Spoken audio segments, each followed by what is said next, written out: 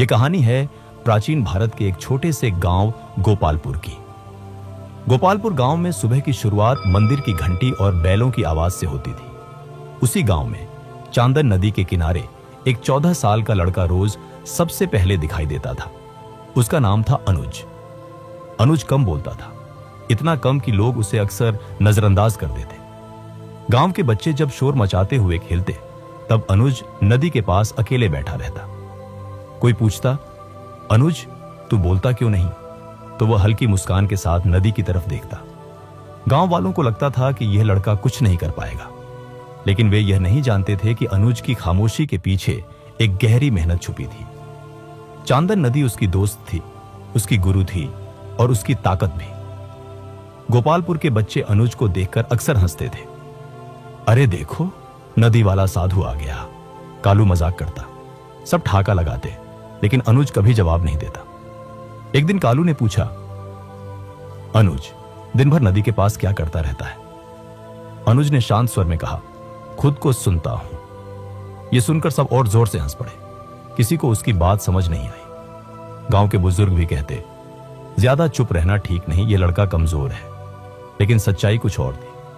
हर सुबह जब पूरा गांव सोता रहता, अनुज चांदन नदी के किनारे दौड़ लगाता, पत्थरों पर कूदता और सांस को साधने का अभ्यास करता। उसकी मेहनत खामोश थी, लेकिन लगातार थी। एक शाम अनुज देर से घर लौटा। उसके पांव मिट्टी और खून से सने थे। यह देखकर उसकी मां घबरा गई। बेटा, यह क्या हाल बना लिया? अनुज ने मुस्कुराकर कहा, मां, चांदन नदी ने आज थोड़ा ज्यादा परीक्षा ले लिया। मां की आंखें भर आई। वह बोली, लोग तुझे समझते नहीं, मुझे डर लगता है। अनुज ने मां का हाथ थाम लिया। मां, अगर आज मैं रुक गया तो जिंदगी भर खुद से नजर नहीं मिला पाऊंगा। मां कुछ नहीं बोली, बस उसके सिर पर हाथ फेर दिया।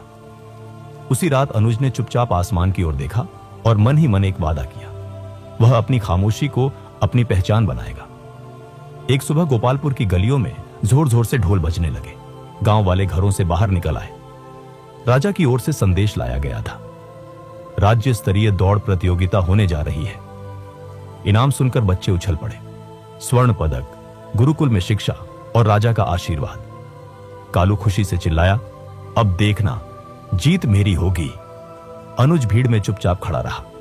उसके चेहरे पर कोई भाव नहीं था, लेकिन दिल तेज धड़क रहा था। चांदन नदी की बातें उसे याद आ रही थी। निरंतर बहते रहना, बिना रुके आगे बढ़ना। उस शाम अनुज नदी किनारे देर तक बैठा रहा। उसने पानी में पत्थर फेंकते हुए धीरे से कहा, शायद अब समय आ गया है। प्रतियोगिता के लिए पंजीकरण गांव के चौपाल में हो रहा था। बच्चों की लंबी कतार लगी थी। कोई अपने बाजू दिखा रहा था, तो कोई हवा में मुक्के चला रहा था। जब अनुज की बारी आई तो लिखने वाला आदमी उसे ऊपर नीचे देखकर बोला, नाम अनुज, उम्र 14। आदमी हंस पड़ा। इतने दुबले पतले, दौड़ोगे या उड़ जाओगे? अनुज ने शांत चेहरे से कहा, अगर उड़ गया तो सबसे आगे उतरूंगा। कतार में खड़े बच्चे हंस पड़े। कालू बोला, भाई नदी को भी साथ ले आना। अनुज मुस्कुराया, नाम लिखवाया और बिना कुछ कहे लौट गया। लेकिन उसके कदम आज पहले से ज्यादा मजबूत थे। नाम लिखवाने के बाद अनुज और ज्यादा चुप हो गया। अब वह सिर्फ बोलता नहीं था, सोचता भी कम और करता ज्यादा था। सूरज निकलने से पहले वह चांदन नदी के किनारे पहुंच जाता।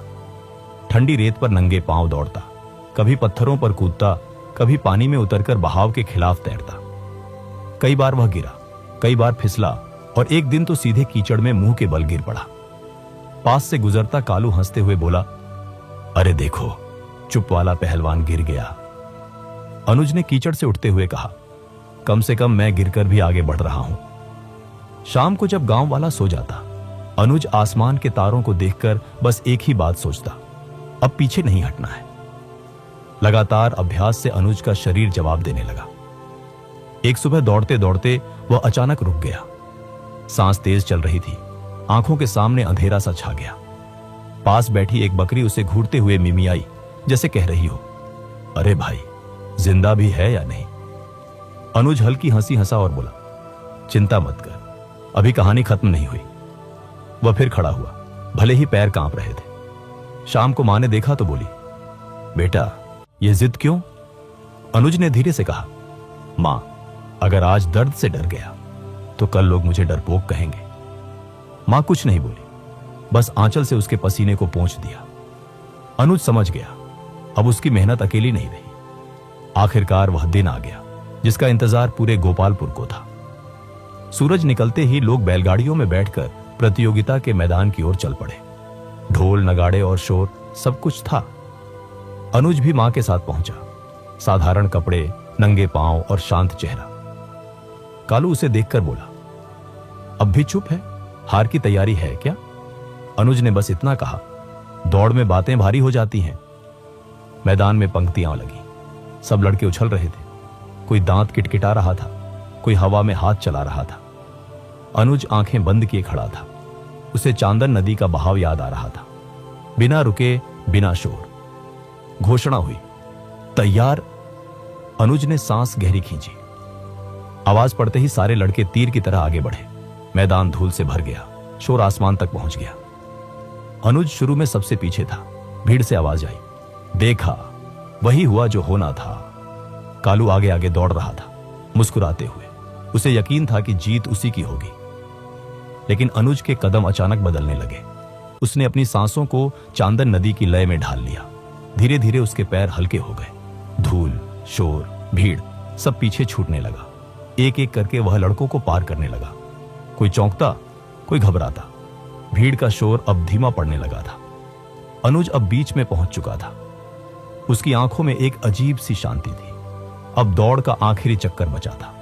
मैदान में सन्नाटा छा गया था, जैसे सबकी सांसें एक साथ रुक गई हों। आगे कालू था, उसके पीछे दो और लड़के, और सबसे पीछे से तेजी से आता हुआ अनुज। कालू ने पीछे मुड़कर देखा। पहली बार उसके चेहरे से मुस्कान गायब हो गई। यह यहां कैसे पहुंच गया? वह बड़बड़ाया। अनुज के कानों में अब कोई आवाज नहीं थी। उसे बस चांदन नदी का बहाव सुनाई दे रहा था, लगातार, अडिग। उसके पैर जमीन को नहीं छू रहे थे, जैसे हवा में दौड़ रहा हो।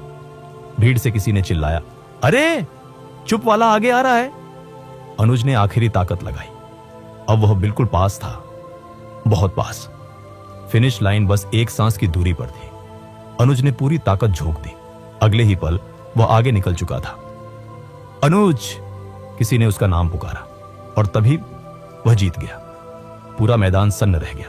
वही लड़का जिसे लोग चुप वाला कहते थे, आज सबसे आगे खड़ा था। कुछ पल बाद तालियों का शोर गूंज उठा, इतना तेज कि चांदन नदी तक सुनाई दे। राजा ने अनुज से पूछा, बोलते क्यों नहीं बेटा? अनुज ने शांत स्वर में कहा, महाराज, शब्द थक जाते हैं, मेहनत नहीं। गोपालपुर लौटते समय गांव वालों की आंखें झुकी थी और बच्चों की आंखों में सपने थे। अनुज फिर उसी नदी के किनारे खड़ा था।